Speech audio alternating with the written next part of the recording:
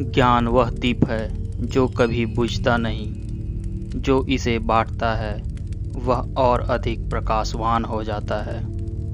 मित्रों, ज्ञान की देवी माँ सरस्वती हैं, पर हम में से बहुतों को ये ज्ञान ही नहीं कि आखिर कैसे हुई थी सरस्वती माँ का जन्म, और सब आखिर क्यों उन्हें ज्ञान की देवी मानते हैं और उनकी पूजा करते हैं। तो चलिए आज के इस वीडियो में माँ सरस्वती के बारे में जानते हैं सारी बातें जो शायद ही आपने कभी सुना होगा। तो मित्रों, द भक्ति नॉलेज चैनल में आप सभी का स्वागत है। अगर आप चैनल में नए हैं तो चैनल को सब्सक्राइब कर लें और वीडियो पसंद आए तो वीडियो को लाइक करें। बहुत समय पहले जब सृष्टि का विस्तार अभी आरंभ ही हुआ था, तब चारों दिशाएं एक अदृश्य कंपन से भरी थी। सूर्य की पहली किरणें प्रकट हो चुकी थी, परंतु संसार में अभी राग, भाषा, विचार और ज्ञान का अभाव था। ब्रह्मा जी ने पर्वत, नदियाँ, वन और जीवों का सृजन तो कर दिया था, परंतु उन्हें लगता था कि यह दुनिया अभी अधूरी है, मानो इसकी आत्मा कहीं छिपी हुई है। उसी समय ब्रह्मा जी चिंतन में डूबे थे। उनकी आँखों के आगे सृष्टि घूम रही थी, सुंदर और भव्य पर मौन। इस मौन में उन्हें एक ऐसे स्वर की आवश्यकता थी जो न केवल जीवन में रस भरे, बल्कि मनुष्य और देवताओं को दिशा भी प्रदान करे। अपने इसी विचार से प्रेरित होकर उन्होंने अपनी तपस्या से एक प्रकाश पुंज की उत्पत्ति की। उस प्रकाश में से धीरे धीरे एक दिव्य रूप प्रकट हुआ, उज्ज्वल, गरिमामय और शांत। उसके हाथ में वीणा थी और मुख पर असीम करुणा का तेज। यही थी माँ सरस्वती, ज्ञान, संगीत और वाणी की देवी। माँ सरस्वती के प्रकट होते ही सृष्टि में मानो एक सुर लहराकर फैल गई। नदियों की धारा मधुर हो उठी, पवन की गति में संगीत आ गई और वृक्षों की पत्तियां ताल देने लगी। ब्रह्मा जी ने विनम्र होकर उनका स्वागत किया और कहा, हे देवी, आपने सृष्टि को पूर्ण करने हेतु ही जन्म लिया। आपके बिना यह जगत केवल संरचना है। आप इसे अर्थ देंगी, स्वर देंगी, विचार देंगी। कृपया अपनी कृपा से इस सृष्टि को आलोकित करें। समय बीतता गया। पृथ्वी पर मनुष्यों ने बोलना, सोचना, लिखना और गुनगुनाना शुरू किया।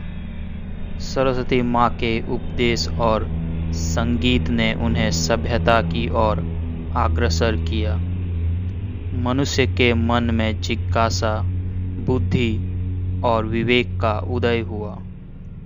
परंतु हर सृजन की तरह ज्ञान का मार्ग भी चुनौतियों से खाली नहीं था। एक दिन हिमालय के एक छोटे से आश्रम में ऋषि कौत्स तपस्या में लीन थे। वे अत्यंत विद्वान तो थे, पर एक बात उन्हें व्याकुल करती थी। उनके शिष्य शिक्षा ग्रहण तो करते, परंतु सीखने का वास्तविक अर्थ नहीं समझते। यह देखकर ऋषि चिंतित रहते। एक रात्रि उन्होंने देवी सरस्वती का ध्यान किया और प्रार्थना की, हे वीणा पाणी, मेरे शिष्य ज्ञान तो प्राप्त कर रहे हैं, परंतु उसमें सार नहीं। कृपया उन्हें वेदना, विवेक और सत्य का मार्ग दिखाएं। उनकी भक्ति से प्रसन्न होकर सरस्वती माँ उनके सम्मुख प्रकट हुई। उन्होंने कहा, ऋषिवर, ज्ञान केवल शब्दों से नहीं आता, वह अनुभव, प्रश्न और तपस्या से परिपक्व होता है। तुम्हारे शिष्यों के मन में जिज्ञासा तो है, पर धैर्य नहीं। मैं स्वयं उन्हें मार्ग दिखाऊंगी, पर तुम्हें भी उनके साथ सीखना होगा कि ज्ञान केवल देने से नहीं, स्वीकारने से भी विकसित होता है। अगले ही दिन माँ सरस्वती ने एक साधारण युवती के वेश में आश्रम में प्रवेश किया। किसी को पता नहीं चला कि वह स्वयं ज्ञान की देवी है।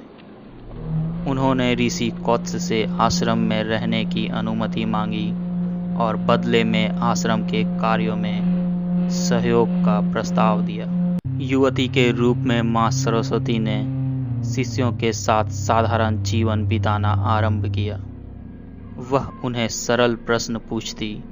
शिष्य पहले तो उनके प्रश्नों को साधारण समझकर अनदेखा करने लगे, पर धीरे धीरे उन प्रश्नों में उन्हें गहराई दिखने लगी। वे प्रकृति को नए नेत्रों से देखने लगे, जीवन की सूक्ष्मता को पहचानने लगे। उन्हें समझ आ गया कि ज्ञान केवल ग्रंथों में नहीं, अनुभवों में भी है। एक दिन शिष्य आपस में चर्चा कर रहे थे, हमारे वेदों में ध्वनि का किस प्रकार परिभाषित किया गया है और संगीत का मन पर क्या प्रभाव पड़ता है। युवती ने मुस्कुराते हुए अपनी वीणा उठाई, जो उसने अब तक किसी को नहीं दिखाई थी। उसने पहला स्वर छेड़ा। उसका नाद इतना शुद्ध, इतना दिव्य था कि हर शिष्य मंत्रमुग्ध हो गया। वही नाद आश्रम के मौन को मधुरता में और साधारण वातावरण को दिव्यता में बदलने लगा। उस क्षण शिष्यों ने जाना कि यह कोई साधारण युवती नहीं है। उनके मन में भक्ति उमड़ पड़ी।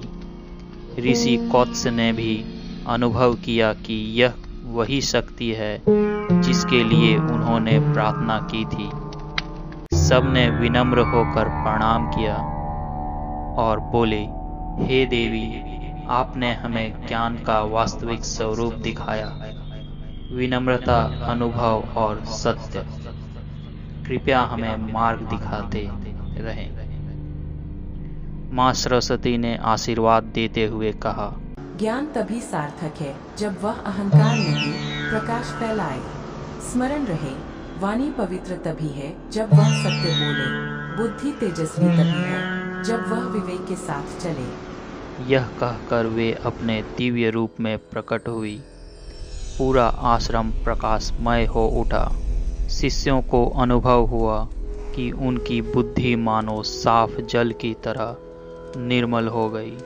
आज भी कोई विद्यार्थी, कलाकार, कवि या विद्वान किसी नए ज्ञान की खोज करता है या संगीत के किसी राग में डूबता है, तो माना जाता है कि माँ सरस्वती की कृपा उसके साथ होती है।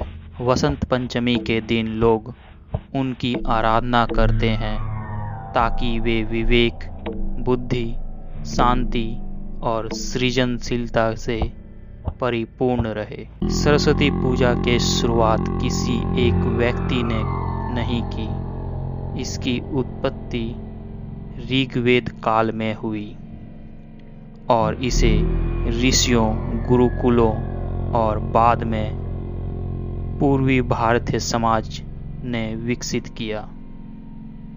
तो मित्रों, आप लोगों को ये वीडियो कैसा लगा कमेंट में ज़रूर बताइए और ऐसे ही वीडियो देखते रहने के लिए चैनल को सब्सक्राइब करें।